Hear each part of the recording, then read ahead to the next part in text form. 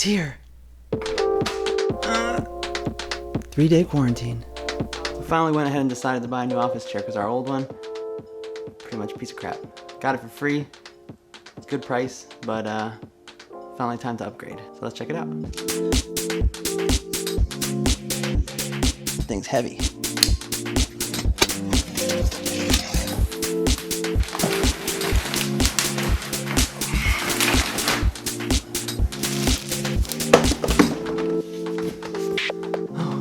One thing's for sure, it's really well packaged and it's heavy as hell. Look, it came with some rims. Unlike my other office chair, which is pretty cheap, and this is basically made of plastic, this one is nice and metal.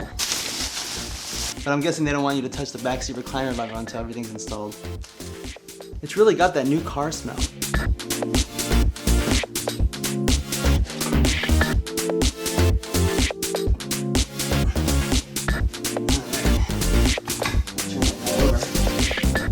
Rolls pretty nice.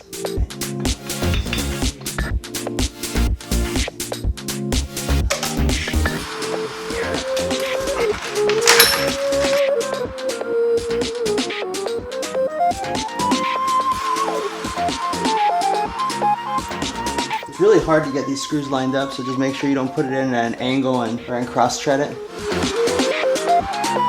That was more work than I thought it was gonna be.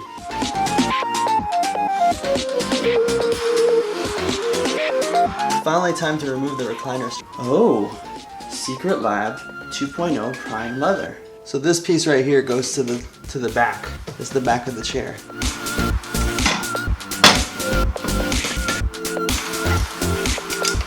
Those screws were a lot easier to line up. Just gotta put on these little hockey sticks and put the piston in here and we're all done.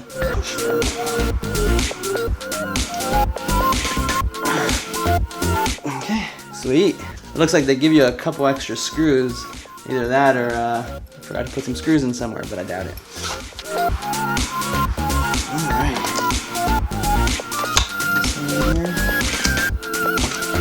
I think that's it.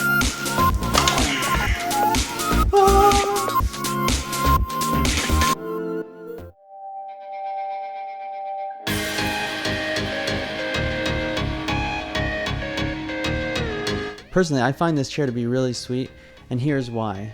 All the components in the chair, from the leather to the soft rubber armrest, seem to be made of really high quality materials, as you can see. And I like the embroidered Omega sign, the textured leather. And probably my favorite thing aesthetically is the mixture of the suede and leather with the nice stitching.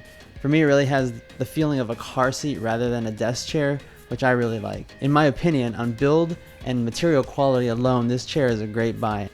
I'm not sponsored by Secretlab or anything, I'm just making the video because I want to. Now let's cover some of the cons. I would say probably the biggest and most important thing is that this chair is recommended for people 5'3" to 5'11", and I'm 5'8". And when I have my butt all the way against the back of the chair, my feet are just flat on the ground. So I'm not really sure how this would work for somebody who's that 5'3" or 5'4", so I would say that they might want to go with the smaller chair, which is the throne.